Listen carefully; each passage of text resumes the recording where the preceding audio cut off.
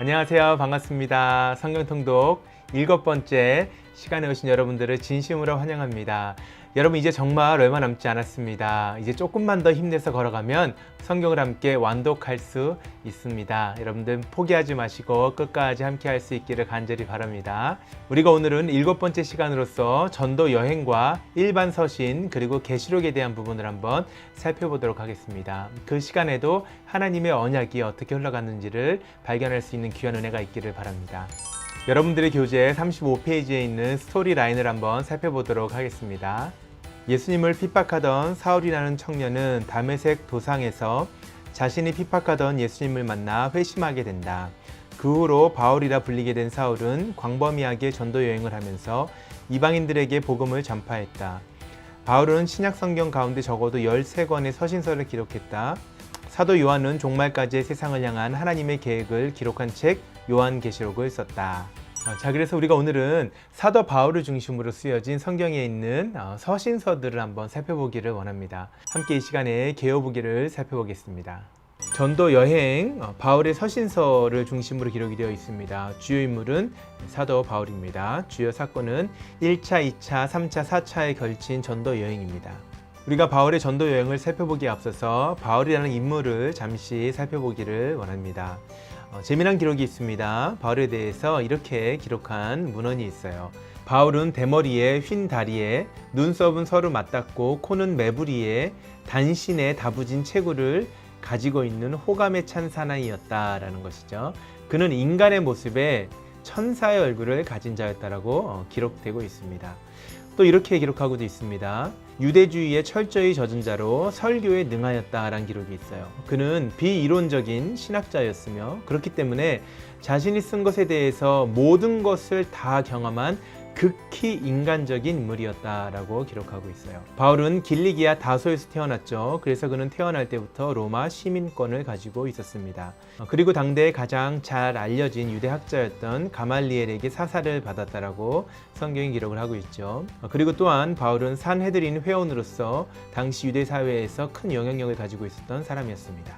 자, 이어서 우리가 일반 서신과 계시록을 읽게 되는데요. 일반 서신에는 베드로 전후서, 히브리서, 야고보서, 요한서신, 그리고 유다서가 포함될 수 있고 계시록에는 요한계시록이 포함될 수 있습니다. 주요 인물로는 사도들이 있고 또 초대교회에 나왔던 많은 사람들이 있습니다. 주요 사건으로는 초대교회에 대한 핍박을 우리가 살펴볼 수 있고 또 종말에 대한 예언을 함께 확인할 수가 있을 것입니다. 지도에 보시는 것처럼 이렇게 다양한 지역에서 성경이 기록되었다는 사실을 우리가 한 번 정도 기억할 수 있으면 유익하겠다 생각이 됩니다. 자, 우리가 오늘은 바울의 전도 여행을 살펴봐야 되기 때문에 그가 여행했던 장소를 지도를 통해서 한번 확인하는 것이 필요할 줄로 믿습니다. 함께 지도를 살펴보도록 하겠습니다.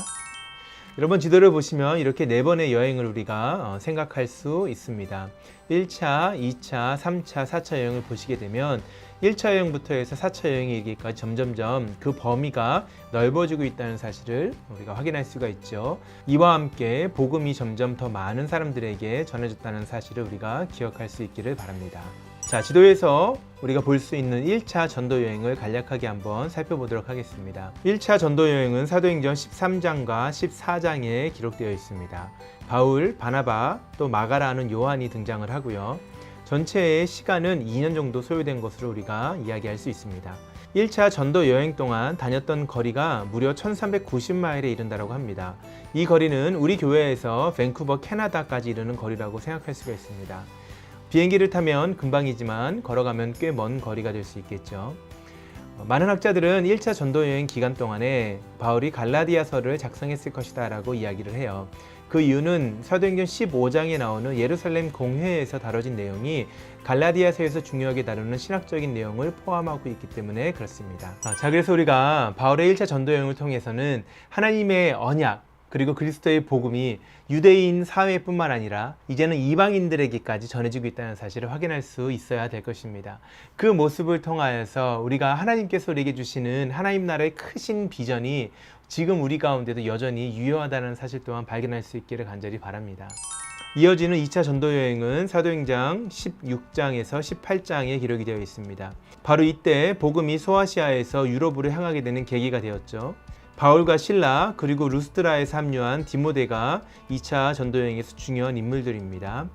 1차 전도 여행보다 좀 더 긴 3년이라는 시간이 소요되었고, 그리고 1차 전도 여행보다는 훨씬 더 먼 거리 3,470마일에 이르는 거리를 그들이 움직였다는 것입니다. 우리 교회에서 알라스카에 이르는 그 먼 거리를 복음을 가지고 바울과 동역자들이 여행을 했다는 것이에요. 2차 전도 여행 기간 동안에 데살로니가 전후서가 기록되었을 것이라고 생각을 합니다. 여러분, 2차 전도 여행은 교회 역사에 있어서 너무나 중요한 전환점이 되는 그런 사건이 다뤄지고 있습니다.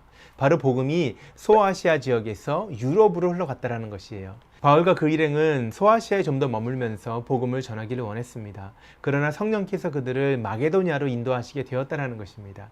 그래서 빌립보, 데살로니가, 고린도 이러한 도시에 머물면서 그들이 복음을 전했을 때 결국은 그 복음이 이제는 유럽으로 흘러갈 수 있는 그런 시작점이 일어났던 곳이 바로 2차 전도 여행이었다는 것이죠. 이어지는 3차 전도 여행은 사도행전 19장에서 21장까지 기록이 되어 있습니다. 에베소를 중심으로 2차 전도 여행지를 다시 한번 방문하면서 그들이 세웠던 교회를 돌아보는 것이 주 목적이 되었습니다. 바울과 누가, 디모데가 주요 인물이라고 생각할 수 있습니다. 가장 오랜 시간이 걸렸죠. 5년의 시간 동안에 다닌 거리는 2차 전도 여행과 비슷했습니다. 이 기간 동안에는 고린도 전서, 후서, 그리고 로마서가 기록되었을 것이라고 이야기를 합니다. 재미난 기록이 있어요. 우리에게 철로 역정을 써서 잘 알려진 존 버년이라는 사람이 이 바울의 전도 여행을 보면서 이렇게 묘사를 했어요. 산 꼭대기에 눈이 덮여 있는 깊은 산속길로 걸어가는 바울의 모습은 포기할 만한데 그냥 터벅터벅 눈길로 걸어간다. 나는 언젠가 상처 입고 피를 흘리는 산토끼가 눈 위로 지나간 핏자국의 발자취를 본 적이 있는데 유럽을 가로질러 간 바울의 발자취가 그러했을 것이다. 여러분, 저는 이 존 버년의 기록을 보면서 바울의 모습을 다시 한 번 더 제가 생각을 해봤습니다. 수많은 핍박을 당하지 않았습니까? 매를 맞고 감옥에 갇히기도 하고, 그리고 상처가 다 낫기 전에 계속해서 복음을 들고 다음 목적지로 향했던 그의 모습을 하얀 눈밭 위에서 피를 흘리면서 걸어갔던 산토끼의 모습을 생각했던 그 존 버년의 묘사가 얼마나 바울의 모습을 잘 표현한 것인가 라는 생각을 해보았어요. 여러분, 우리의 삶 가운데 복음이 전해지기까지 그러한 바울의 발걸음, 다시 말해서 바울의 피 흘리는 희생이 있었기 때문에 복음이 오늘 우리 삶 가운데까지 전해진 것이라고 저는 믿습니다. 우리가 이러한 성경의 내용을 묵상하면서 어떻게 복음이 우리에게까지 흘러왔는가, 그리고 하나님의 나라가, 하나님의 언약이 어떻게 나에게 주어졌는가를 생각할 수 있다면 우리 삶 가운데 감사할 수 있는 은혜가 참 많이 있지 않을까라는 생각을 해봅니다. 자, 이어지는 4차 전도 여행은 로마로 향하는 여행이었습니다. 사도행전 22장에서 28장에 기록이 되어 있죠. 이 기간 동안에 바울은 예루살렘에 투옥되기도 했었고 또 로마에서도 감옥 생활을 했습니다. 보기에 따라서 차이가 있지만은 대략 4년 정도를 우리가 생각할 수 있고, 전체 다닌 거리는 한 2,500마일, 우리 교회에서 올랜도, 플로리다까지 가는 거리라고 생각하시면 좋을 것 같아요. 정말 짧지 않은 거리죠. 이 기간 동안에 옥중 서신, 에베소서, 골로새, 빌레몬서, 빌립보서가 기록되었을 것이라고 생각할 수 있고, 목회 서신인 디모데 전후서와 디도서 또한 기록되었다고 생각할 수 있습니다. 4차 전도 여행이 다른 전도 여행과 좀 다른 부분이 있었어요. 왜냐하면 이것은 자발적으로 떠난 것이 아니라 타의에 의해서 강제로 떠나게 된 여정이기 때문에 그랬습니다.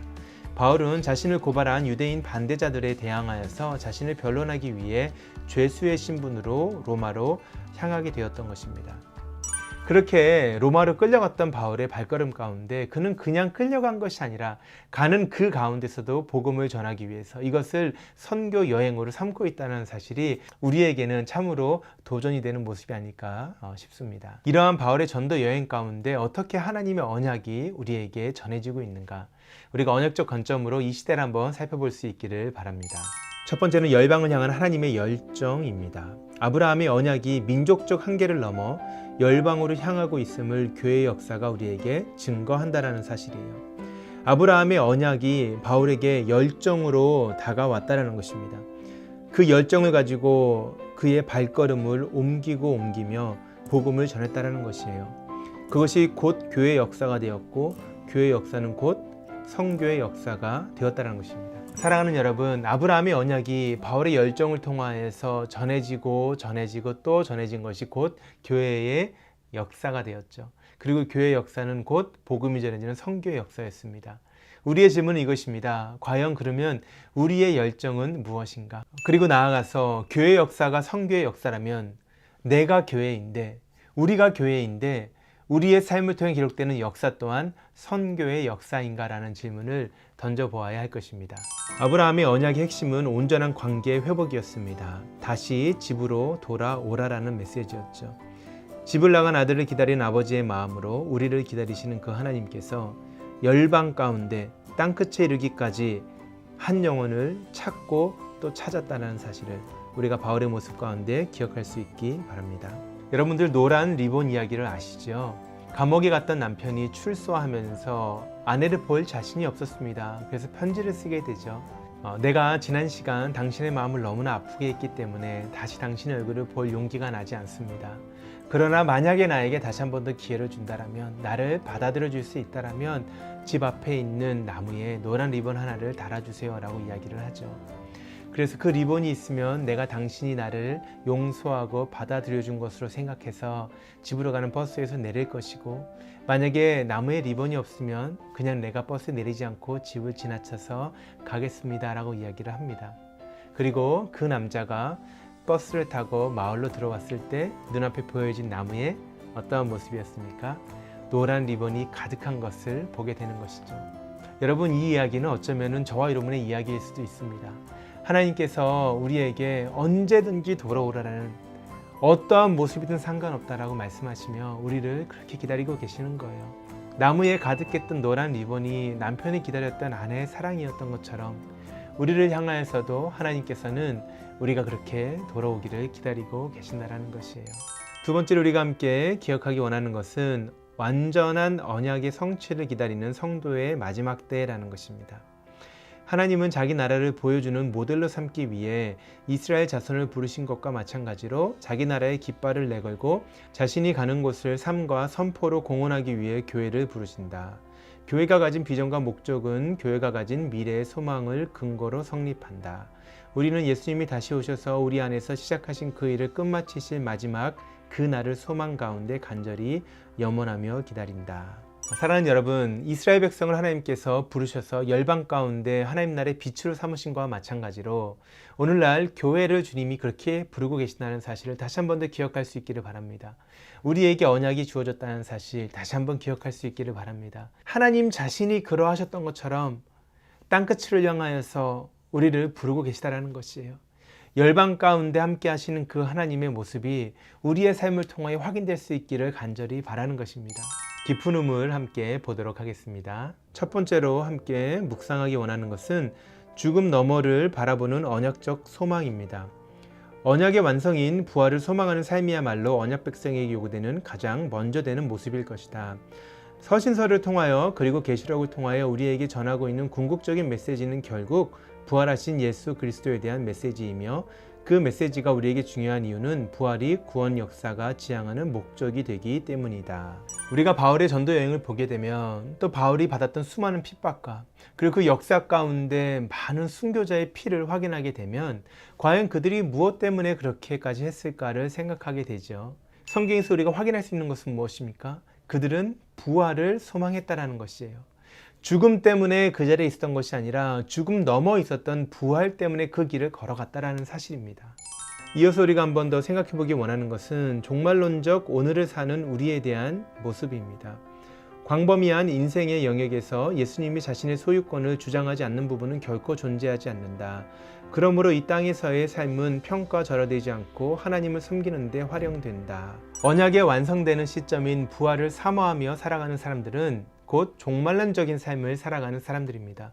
마지막 때를 바라보며 살아가는 그러한 모습이라고 생각할 수 있을 것입니다. 그런데 이 마지막을 생각한다는 의미에서 우리가 기억해야 되는 것이 무엇이냐면 다시 오실 왕 대신 예수님의 모습이에요. 이 땅에 존재하는 모든 시간들이 그 왕의 소유라는 것을 기억해야 된다는 것입니다. 우리의 삶도 그러하다는 것이에요. 왕 대신 예수 그리스도 앞에 우리의 삶의 모든 부분들이 다 그분의 소유라는 사실을 고백할 수 있어야 되는 것입니다. 그렇기 때문에 오늘 우리가 살아가는 이 짧은 시간 또한 예수님의 것이라는 것이에요. 그래서 이것이 의미가 있다는 것입니다. 나 한 사람의 것이라면은 어쩌면 내가 별 볼 일이 없기 때문에 나의 하루 또한 그냥 지나갈 수 있는 시간이 될 수 있을지 몰라요. 그러나 나의 하루는 나의 것이 아니라 누구의 것이라고요? 마지막 때에 다시 오실 우리 주 예수 그리스도의 소유이기 때문에 오늘 하루의 삶도 너무나 중요한 것입니다. 그래서 이 땅에서의 모든 시간들이 곧 하나님 나라를 위하여서 쓰임받고 있다는 사실을 우리가 깨닫는 것이 중요한 것이죠. 언약을 가지고 살아가는 우리의 삶은 지금 이 시간뿐만 아니라 마지막 때를 바라보고 살아가는 것입니다. 이 언약이 완전하게 완성된 바로 그때, 하나님 나라가 완성된 바로 그때, 우리가 부활하여서 이 모든 것들을 완전하게 깨닫게 되는 바로 그때를 바라보며 살아가는 사람들의 삶이 바로 우리의 삶이라는 것이에요. 그 발걸음 모든 발걸음이 예수님의 것이기 때문에 의미가 있는 줄로 믿습니다. 오늘 우리의 모습이 어떠하든 상관이 없습니다. 그 시간이 귀하고 복된 것은 바로 그 시간 또한 예수 그리스도의 것임을 우리가 고백할 수 있는 그런 은혜가 있기를 간절히 소원합니다. 마틴 루터가 이런 이야기를 했습니다. 그리스도의 삶이란 어제 주님이 십자가에서 죽으셨고 오늘 부활하셨고 내일 다시 오실 것처럼 사는 것이다. 만약에 예수님이 정말 어제 돌아가셨고 오늘 부활하셨고 내일 다시 오신다라면 우리의 삶이 어떻게 변화되겠습니까? 사랑하는 여러분, 오늘 하루의 삶이 그러한 예수님께 모든 초점이 맞춰진 삶이 될 수 있기를 간절히 바랍니다. 한 주간 말씀을 통해서 그런 은혜를 충만하게 누릴 수 있는 여러분 되시기를 주의 이름으로 축복합니다. 승리하시고 다음 주에 다시 만나도록 하겠습니다.